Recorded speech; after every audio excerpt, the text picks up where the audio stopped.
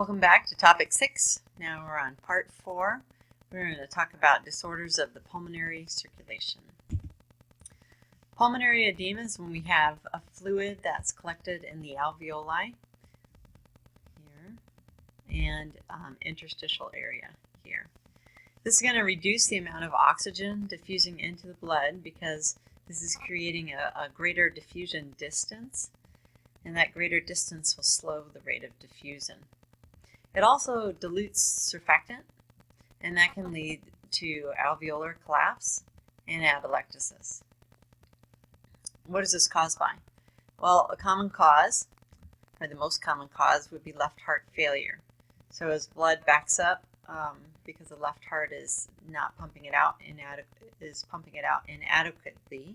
it backs up into the pulmonary circulation, and that creates a much higher hydrostatic pressure within the pulmonary blood, and this is going to push fluid out. Any type of inflammatory process in the lungs can also lead to this, or if we have low plasma proteins. Remember, the plasma proteins are responsible for the oncotic pressure, and this makes up most of the absorptive pressure within the blood. Signs and symptoms include cough, orthopnea, rales, hematesis, and frothy or blood-tinged or pink sputum. Pulmonary embolism. This is where we have a blood clot or other mass that obstructs a pulmonary artery or a branch of the pulmonary artery. Remember, we talked about before that most of these originate from a deep vein thrombosis. The effect of the embolus is going to depend on what it's composed of. Is it just simply a blood clot, or is it a fat mass? The size and the location. So if we have obstruction of pulmonary blood flow, that's going to result in a reflex vasoconstriction, and that can lead to pulmonary hypertension. Pulmonary infarction is uncommon because most of the nutritive blood supply to the lungs is via the bronchial circulation, which is a branch of the systemic circulation rather than the pulmonary circulation.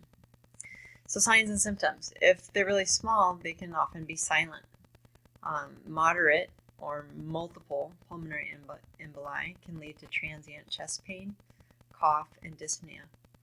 If we have a larger emboli or multiple larger emboli, that causes increased chest pain and coughing. Rapid breathing, shortness of breath would develop, and then later we have blood in the sputum, fever, and hypoxia that can lead to anxiety, restlessness, pallor, and tachycardia. Now, if we have a really large emboli, say blocking, like the pulmonary artery or its major branches, that's going to lead to a severe crushing chest pain. And that actually will cause, rather than pulmonary hypertension, will cause a low blood pressure because blood can't get pumped out into the lungs and then into the rest of the circulation. And that's a cause of obstructive shock. And then here with obstructive shock, we'd see a rapid weak pulse, descendant neck veins, cyanosis, and diaphoresis. Okay, pulmonary hypertension. Primary pulmonary hypertension is when we have an abnormal elevation of the pulmonary arterial pressure, and this is in the absence of secondary causes. This is a rare disorder, and it's characterized by a proliferation of pulmonary vascular smooth muscle and intimal fibrosis. And this is going to lead to obliteration and obstruction of the pulmonary arteries and arterioles. So look at this. Pulmonary hypertension early. We have lots of smooth muscle proliferation. In the later stages, we have intimal fibrosis. Okay, this is dramatically narrowing the opening of these pulmonary arteries. The causes. There can be a familial form. It's also been linked to appetite suppressant drugs such as fenfluramine and HIV infection. Symptoms include shortness of breath, right heart failure because the heart has to pump against that increased resistance. And then as that right heart fails, backup of blood into the systemic circuit and systemic edema. Secondary pulmonary hypertension is more common, and this is caused by a secondary issue. So one cause would be an elevation of pulmonary venous pressure due to left heart failure. Okay, so once again, the left heart fails, blood backs up into the pulmonary circulation, and that's going to increase the hydrostatic pressure within the pulmonary system and lead to pulmonary edema and pulmonary hypertension. Number 2, increased pulmonary blood flow. So if we have more blood flowing through the pulmonary circulation, and this can occur with left to right shunts. So if we have a heart defect, say we have a ventral septal defect, and blood is shunting from the right heart to the left heart and having to be pumped again into the pulmonary circuit. Okay, so we're gonna have increased blood flow through the pulmonary system, which is going to result in pulmonary hypertension. If we have obstruction of the vasculature, such as a pulmonary embolism, this also would obstruct or would increase the resistance within the pulmonary circulation and lead to pulmonary hypertension. And then last but not least, hypoxemia. So if we have widespread pulmonary hypoxemia, that's going to cause hypoxic pulmonary constriction, and that's going to increase the resistance and lead to pulmonary hypertension. And this is seen with chronic lung disease. Okay, cor pulmonale. This is right-sided heart failure. This is secondary to primary lung disease or to pulmonary hypertension. So we have increased pressures in work that are eventually going to result in hypertrophy, dilation, and ultimately failure of the right heart. Manifestations include the signs and symptoms of the primary lung disease, the COPD that you had, and then those of right-sided heart failure, such as the systemic edema. Low-flow oxygen therapy is going to help to minimize the pulmonary hypertension. So remember, the part of the reason in response to COPD, we get pulmonary vascular constriction, okay? HPV. And if we, and that's in response to the hypoxemia. So if we give oxygen, that's going to reduce the hypoxemia and minimize the vasoconstriction, which will minimize the pulmonary blood pressure. Low flow oxygen will also have to minimize the polycythemia. And polycythemia, remember, causes a thickening of the blood, which is going to increase the work of the heart. So by giving more oxygen, we're going to decrease the amount of red blood cells that are produced, and that's going to decrease the work of the heart. Okay, moving on. Next, we're going to move on to acute respiratory disorders. The first one is respiratory distress syndrome. This is also known as haline membrane disease and is usually related to premature birth. So we have the infants being born preterm, and one of the last things to develop in babies is the lungs and the development of surfactant. So if we have a immature lung structures, this can lead to decreased lung compliance. If you have decreased lung compliance, remember that's going to, then we have really high, it's going to be really hard to keep those lungs inflated, and that can lead to atelectasis. Also, the decreased surfactant, because surfactant is developed later in life, this will decrease lung compliance, okay, because we have a much greater surface tension to overcome, and this can cause atelectasis. Atelectasis can lead to hypoxia, and hypoxia leads to pulmonary vascular constriction, vasoconstriction. That causes pulmonary hypertension, and that's going to lead to decreased pulmonary perfusion. If we hypoxia is also going to cause increased pulmonary capillary permeability, and that's going to cause the movement of fluid into the alveoli.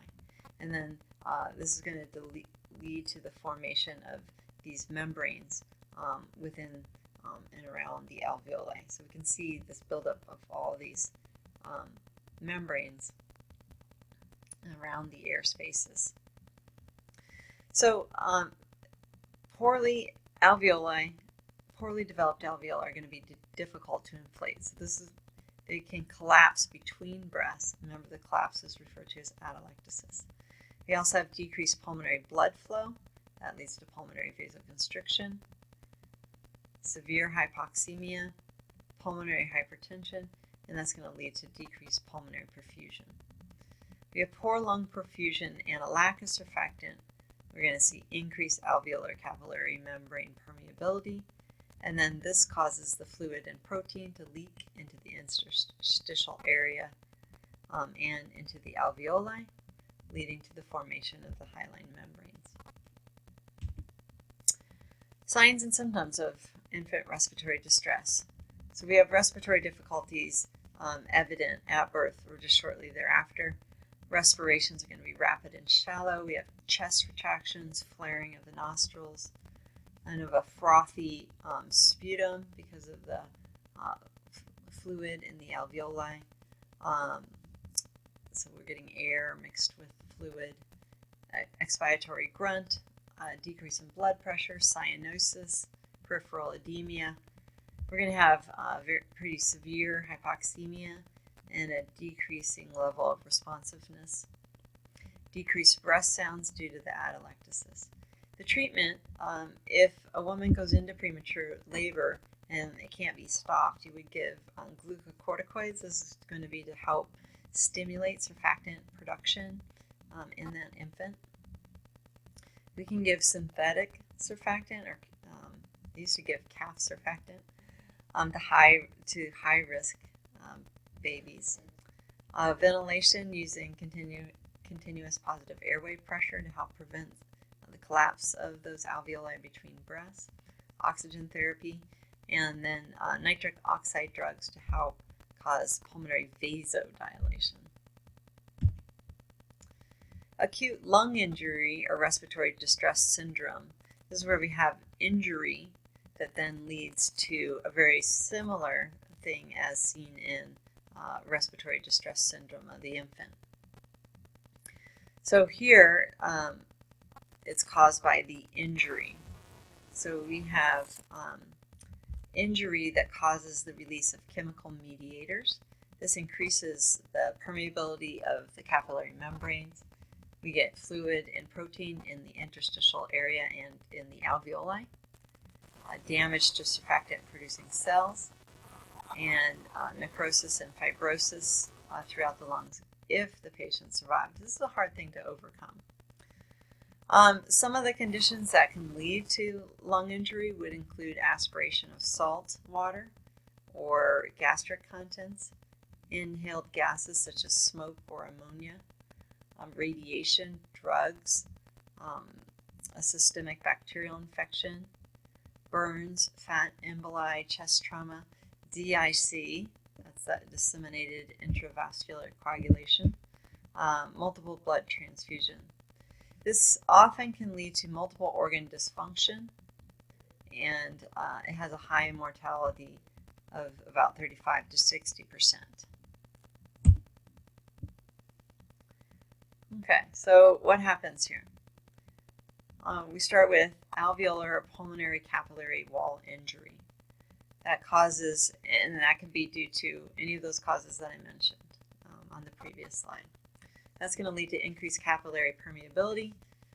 Exudate enters the alveoli and interstitial tissues. And remember, this is both proteins and fluid. This pulmonary edema is going to block gas exchange. It's going to dilute surfactant. The cell damage is also going to decrease surfactant production. This is going to cause decreased compliance in labored inspiration.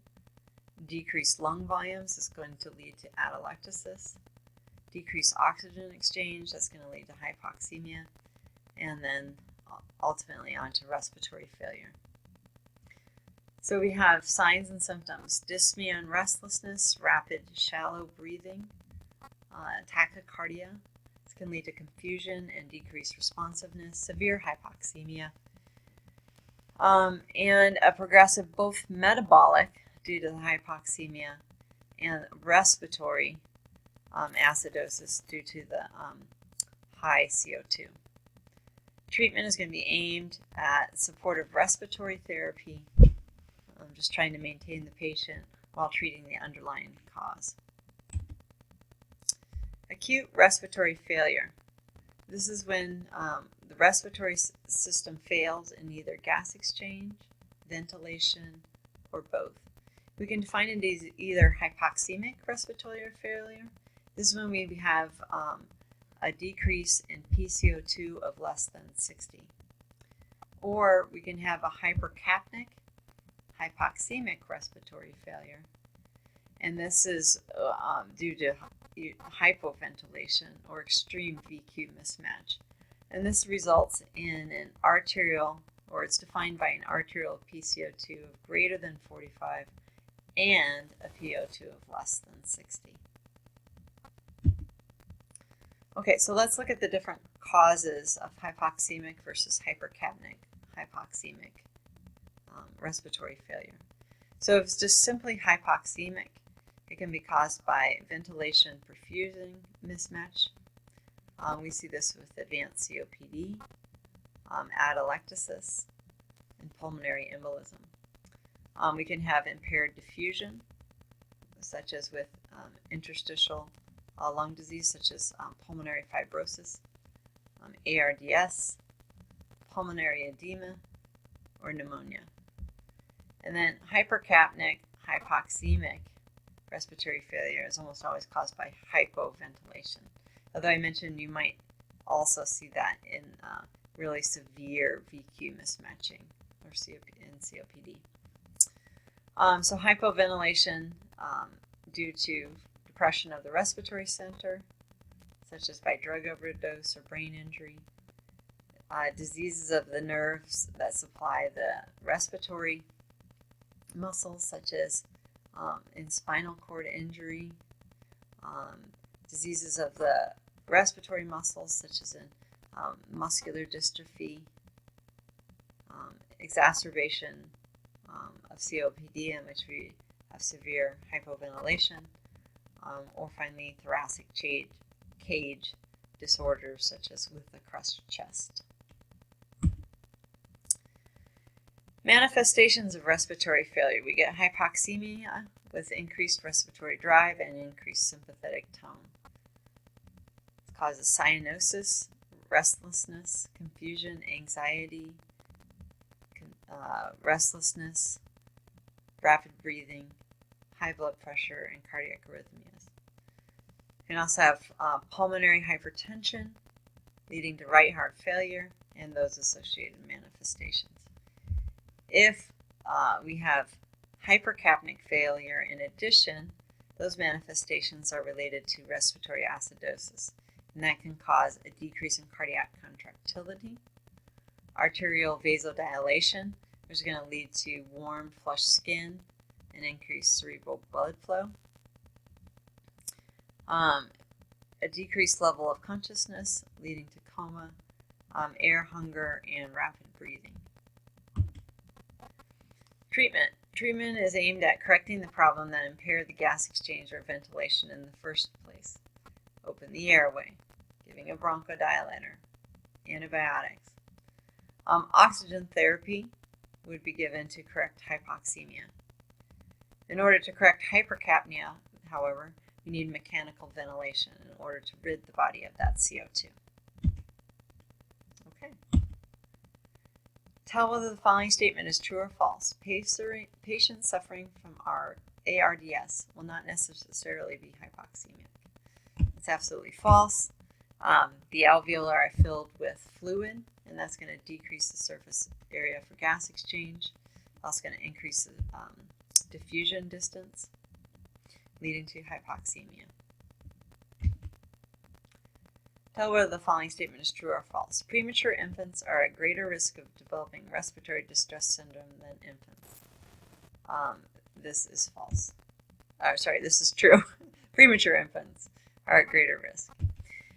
So remember, respiratory distress syndrome in infants occurs due to a lack of surfactant.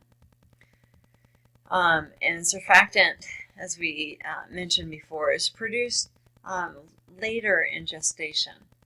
Okay, so starting at about 28 weeks through about 40 weeks of gestation. So the more premature the infant is, the greater the likelihood that there will not be sufficient surfactant. Okay, that's all I have for you. Yay, finished topic 6.